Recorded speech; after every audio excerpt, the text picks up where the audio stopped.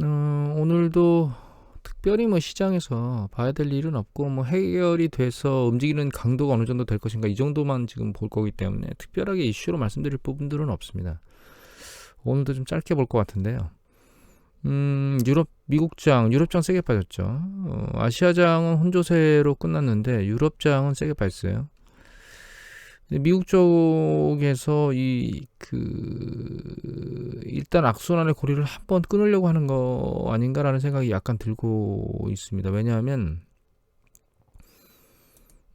이게 일봉이거든요. S&P 500 지수 일봉인데 만약 올라가고 있습니다. 쭉 이게 오늘 장 움직임인데 5분봉을 보면 이렇게 장 초반에 뚝 떨어져가지고 시작했다가 이걸 다 메꾸면서 지금 가고 있거든요. 지금 얼마 장이 안 남았는데 거의 비슷한 수준까지 밀고 올라가서 끝날 수도 있겠다. 지금 언저리에서 끝날 것 같아요. 그래서 1% 정도 가까이 내려갔다가 다시 밀고 올라오는 상황으로 끝나고 있습니다. 물론 이게 뭐 추세를 전환하겠는가라고 하는 생각은 안 하고 있지만 중요한 거는 여기 보시면 이 강도가 그러니까 조정 강도가 세다는 거를 항상 신경을 쓰지 않을 수가 없어요. 보면 조정의 강도가 생각보다 약해요. 이걸 계속 유지할지는 좀 더 지켜봐야 될 것 같고, 지금 요즘에 그 투자 판단은 결과적으로는 과거에 있던 패턴대로 투자 판단을 하는 것보다는 상황을 보고 면밀하게 대응하는 방법밖에 없다, 이렇게 생각이 계속 들고 있습니다. 석유 가격은 한번 머리를 들었다가 조금씩 내려오고 있고요. 석유 관련된 뉴스 보도 보면 일단 두 가지인 것 같아. 중국이 오미크론 때문에 뭐 좀 시끌시끌하고 있으니까 그 걱정이 수요에 대한 걱정으로 가고 있고, 그다음에 카자흐스탄 난리친 것에 대해서는 좀 잠잠해졌죠. 러시아 공수부대 진입되고 이러면서. 그러면서 생산에 대한 부분은 좀 누그러진 것 같아요, 우리가. 그것 때문에 그런 것 같습니다. 그리고 좀 제가 성급하게 얘기를 드렸나 보네요. 그 오미크론 상황이 아직까지 진정은 안 된 것 같습니다, 보니까.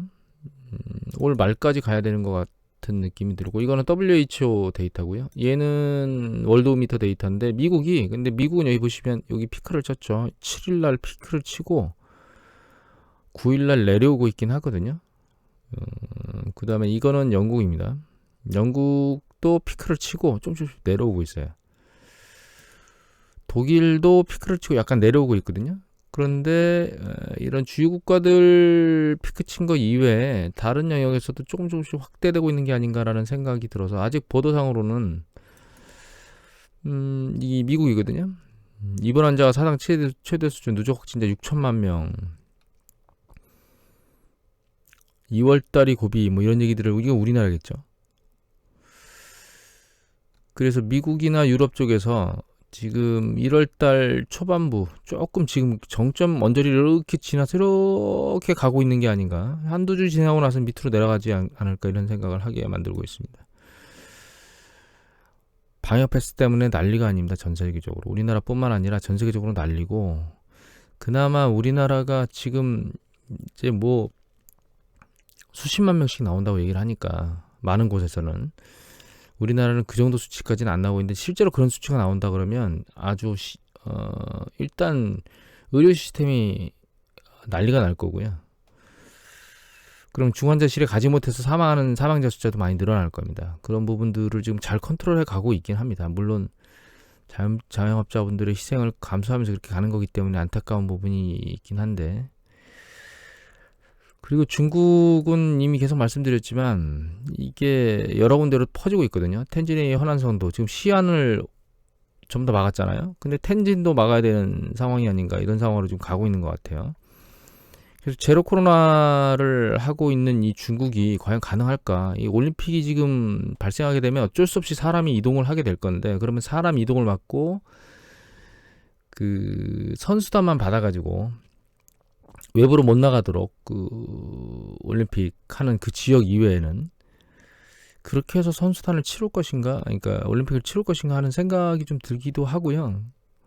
결과적으로는 일본의 사례로 갈 것 같아요. 완전히 중국이 오픈한 형태로 가지는 않겠지만 그렇다 하더라도 일단 활동량은 늘어날 수밖에 없어서 2월 달에 있을 동계올림픽 이후에 오미크론 이제 동계올림픽이 지난 이후가 돼야 오미크론이 잠잠해질 수 있지 않을까. 결과적으로 중국은 2월 달까지도 이러한 중순에서 말까지는 오미크론 때문에 안 좋은 상황을 겪을 수 있겠다. 혼란스러운 상황을 겪겠다. 이런 생각을 하고 있습니다. 그리고 중국이 막 사재기를 한다고 난리거든요. 시안에서 완전히 막아서 시안의 어려운 상황들이 막 외부에 알려지고 하니까 사재기를 할 수밖에 없겠죠. 불안정성을 계속 야기하고 있는 상황입니다. 오미크론이 중국에. 중국의 주식시장을 쳐다볼 때는 조금 더 조심스럽게 상황을 봐야 될 것 같고, 물론 뭐 글로벌 금융시장 동향하고 맞물려서 움직이겠지만, 그럼에도 불구하고 중국 시장 볼 때 조금씩 조심해서 접근해야 될 것 같습니다. 이 부분이 좀 읽을 만한 기사인 것 같아서 이걸 뽑았는데, 이건 1월 8일자 기사입니다. 좀 됐죠. 조재길 특파원께서 올리신 한경글로벌 마켓인데, 미인력난이 팬데믹 끝나 지속될 것 같고, 공급교란은 1분기 이후에 완화될 것이다 라고 내용을 올렸거든요.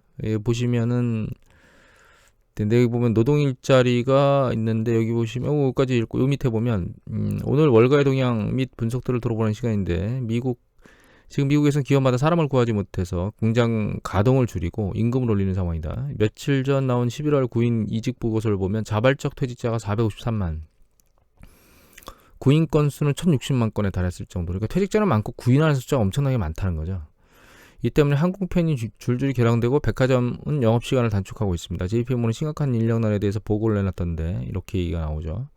물론 오미크론 사태 때문에 오미크론이 발병해서 출근을 안 하고 대기하는 그런 숫자까지 혼란을 야기하는데 플러스 요인이 돼 있을 거겠지만, 그거 이외에도 근본적인 문제가 생긴 것 같아요. 그 얘기를 이제 여기서 얘기를 하고 있거든요. JP모건 짐 글래스먼 대표 이코노미스트가 쓴 보고서인데, 미국의 인력난이 팬데믹 이후까지 지속될 것이라는 내용이 골자다. 단순히 감염을 꺼리는 근로자들 퇴사가 많은 게 문제가 아니고 구조적 인구 변화와 고령화가 기저에 깔려 있다. 그래서 거의 모든 업종에서 동시에 발생하고 있다는 거예요. 이게 일시적 현상이 아닌.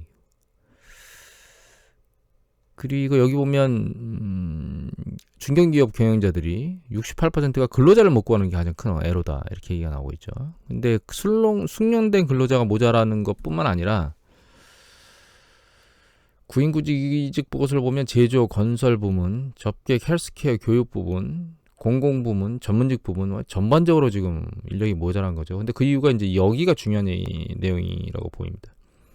베이비붐 세대가 은퇴하면서 숙련된 인력이 한꺼번에 빠져나갔고, 제대로 충원이 되지 않았을 뿐만 아니라 새로 뽑아도 비숙련이라는 점이 문제점이라는 거예요. 그러니까 사람을 뽑아도 숙련공을 메꿔서 그만큼의 생산성을 올릴 수 있는 여력이 안 된다는 거죠. 그 다음에 이것도 중요한 골칫거리예요. 업종 내 인력 불일치도 골칫거리인데, 근데 소비자들이 서비스 쪽으로 지출을 늘리면서 식당, 호텔, 접객 업종 등의 근무자가 많이 필요한 상황인데, 여기서 일했던 상당수는 임금이 계속 올라가니까 임금이 좋은 쪽으로 가고 있고, 그게 전자상거래나 물류업종으로 이동한다는 거예요. 우리나라 같은 경우에도 뉴스 보도 보면 택시기사를 못 구해서 난리라고 그러거든요. 왜냐하면 택시기사를 하느니 오히려 그 음식 배달하는 게 훨씬 더 나은 거죠.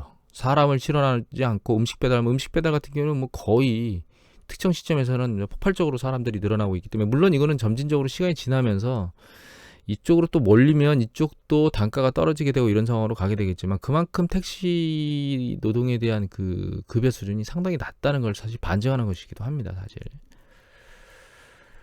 여하튼 그래서 지금 베이비붐 세대로 인한 이제 그 건강의 위험성 때문에 은퇴하는 그것이 숙련공이 빠지고 있고, 그거는 인력 충원으로는 단기간에 되지 않는 부분도 있고, 또 한 가지는 임금 상승이 유발한 저임금 노동력에서 그 일자리 사람들이 이탈하는, 결과적으로 그쪽에서도 임금 올릴 수밖에 없겠죠.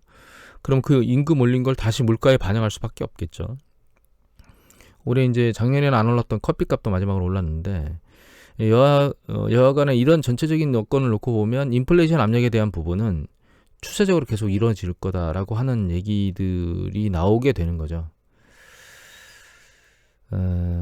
또 한 가지는 여기 보면은 작년 경제가 회복세를 띠면서 매달 평균 55만 개씩 일자리가 생겼는데, 근로가능 인구는 월 평균 5만 명 늘었다는 거예요. 근로가능 인구가 15세 이상 한 64세 미만 정도 생각하시면 되거든요. 15세로 들어오는 인구들의 숫자가 적은 거죠. 5만밖에 안 되는데 55만밖에 이 일자리를 메꿀 수 있는 숫자가 안 되는 거죠. 그리고 생산 가능, 그러니까 그 경제 활동을 하는 인구에서 이탈한 생산 가능 인구 중에서 그런 사람들도 지금 많은 사람이기 때문에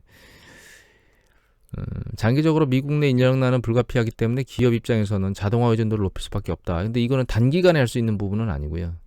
추세적으로 만들어질 수 있는 그 부분밖에 안 되고, 사실 이런 게 강화되면 우리도 키오스크라고 해서 뭐 저기 맥도날드나 이렇게 혹은 그 편의점이나 어딘가 가면 식당 같은 데 가면 사람이 없고 기기를 사용해서 주문을 하는 게 이제 거의 뭐 보편화됐잖아요. 이런 것들은 결과적으로는 사람들 스스로 인력을 줄이는 상황으로 계속 경제가 발전하고 있기 때문에 이 일자리를 늘린다는 것은 앞으로의 경제에서는 상당히 어려운 것들 중에 하나입니다. 사실 이 변동성 얘기들을 하는데, 이 중에 뱅크 오브 아메리카의 산하 메릴의 크리스 하이즈 최고 투자 책임자가 네 가지를 말씀하셨는데, 오미크론이 확산되고 있지만 평균 지상의 경제 성장률을 달성할 거다. 경제 성장에는 무리가 없을 것이다. 이런 얘기를 하고 있는 겁니다.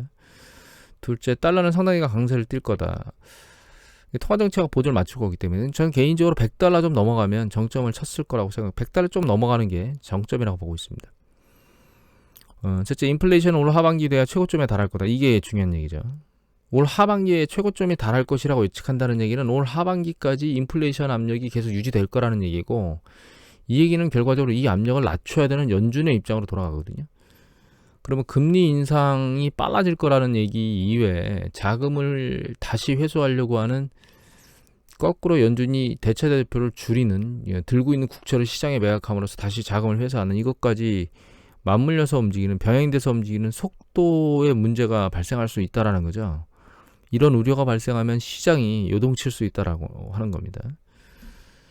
근데 그런 과정 중에서 이 조정의 강도가 생각보다 세지 않으면, 그럼 주식은 올라가지도 못하고 내려가지도 못하는, 옆으로 개걸음을 쳐서 이렇게 변동성만 보이는 그런 장세를 펼칠 수도 있겠다라는 생각을 해봐야 되지 않나, 이런 생각을 하게 됩니다. 결론적으로 이 상황에서는 그러니까 급격한 조정을 받게 되면 뭐 큰 문제가 없는데, 여기서 잡으면 큰 문제가 없는데, 이렇게 위로 흔들리는 상황이 계속되는 상황이라면 결과적으로 윗단에서 잡으면 수익을 못 낸다는 뜻이거든요. 그러니까 조정면에서 주식을 잡고 기다리고 올라가면 반등했을 때 매각하는, 이런 전략을 펴야 된다라고 하는 생각을 하게 됩니다. 개인적으로. 여기 뭐 대차대표 확대 종지부 이런 얘기들을 하고 있는데, 포트폴리오 자산 배분에 대한 여기 보면 증시 변동성은 작년보다 약간 커질 것으로 예측했고, 밸류에이션 대비 주가 수준도 안정적인 모습을 보일 것이기 때문에 꾸준한 기업 실적이 가장 중요한 요인이 될 거다, 이렇게 얘기를 하고 있습니다. 또 한 가지는 작년 증시를 지배했던 7개에서 10개 정도 되는 거대 기술주 말고 그 바로 밑에 있는 종목을 찾아라, 이런 얘기도 했습니다. 작년에 날라갔던 주식들은 배제해라, 이런 뜻을 말하는 거죠. 포트폴리오 얘기를 했는데, 그래서 잠깐 보여드리면 이게 그 미국의 기술주들 쭉 그 시가총액으로 나열해 놓은 거거든요. 보면 경기민감주, 기술주라고 얘기하기보다는 경기민감주입니다. 이게 기술주죠. 이게 기술주고 이게 경기민감주인데, 이거는 파인비즈 데이터입니다. 경기민감주 보면은 아마존이 파가 63배고 테슬라가 333배입니다. 그 밑에 쭉 나열돼 있는데요. 나이키 같은 경우에는 한 41배 정도 되고, 이 테슬라는 사실은 너무 과도한 배수를 지금 가지고 있는 게 계속 맞는데, 반도체 문제 때문에 자동차 생산을 다른 경쟁 기업에서 못한다는 이익을 그런 어떤 긍정적인 이슈로 아직까지 잘 받고 있긴 하거든요. 근데 이게 언제까지 갈지에 대해서는 상당히 조심스럽게 쳐다보셔야 됩니다. 이미 말씀드렸듯이 폭탄 돌리기를 하고 있는 건지 모릅니다, 지금. 그 다음에 이게 기술주들이거든요. 뭐 애플이 한 30배, 그 다음에 마이크로소프트가 35배, 엔비디아가 84배, 그리고 TSMC가 30배, ASML은 노광장치 전 세계에서 하나만 만든다고 해서 유명한 곳입니다. 50점 한 50배 정도 됩니다. 이렇게 쭉 나오고 있는데 지금 현재 삼성전자 여기 보시면 삼성전자 배수는 한 15배 정도 됩니다. 물론 동일하게 볼 수가 없어요. 핸드폰하고 맞물리는 건 애플이고 30배입니다. 그러니까 그 파운드리하고 맞물리는 건 TSMC예요. 30배 정도 되죠. 메모리 쪽에서 엔비디아 같은 경우에는 비메모리 쪽 강자이고, 밑에 보면 뭐 퀄컴도 있고, 여기 보시면 퀄컴 22배, 인텔은 좀 경쟁력이 떨어져서 10배 정도 되고 있죠. 텍사스 인스트루먼트가 한 20배 정도 됩니다. 그렇다 하더라도 삼성전자의 배수는 좀 낮은 수준에 있는 게 맞습니다, 사실. 얘가 미국 회사라고 하면 이런 것들의 그 저평가를 받고 있지는 아마 않을 겁니다. 여하튼 그래서 우리가 포트폴리오를 진입해서 뭔가 짤 때 그 과도한 배수에 있는 거 하나 하고, 어떤 영역에 있던 간에 과도한 배수 하나 영역하고, 그 다음에 이미 아크펀드에서 한번 보셨잖아요. 그 모멘텀으로 인해서 과도한 배수와 주가를 밀어 올렸는데 실제로 실적 상황에서 걔를 반영하지 못하고 있는 이런 주식들은 배제하고 가야 될, 포트폴리오에서 빼고 가야 될 그런 대상 안으로 올려야 된다, 이런 생각이 들고 있습니다. 마지막으로 경영진이 하면 안 되는 짓을 하는 케이스를 한번 보여드릴게요. 전영진 씨 나왔죠. 이게 시진핑까지 올리지 않았어야 되는데 그거 올렸다가 삭제했다고 보도가 나왔는데, 신세계가, 이마트는 괜찮은데 신세계가 6% 넘게 급락했거든요. 대기업의 경영진은 뭔가 언사를 할 때 신중하게 해야 됩니다. 한번 뒤었으니까 조심하겠죠. 이게 이재용, 그 다음에 정영진, 그 다음에 CJ그룹의 이재현, 이 세 사람이 삼성그룹 라인 쪽에 있는 손자들인데, 두 사람은, 이재현 씨하고 이재용 씨는 이런 행보를 잘 안 하는데, 이분께서 대중하고 친밀도가 높긴 하거든요. 근데 행동은 좀 조심해야 될 것 같다라는 생각을 하게 만드는 하루였습니다. 오늘 이것으로 마치도록 하겠습니다.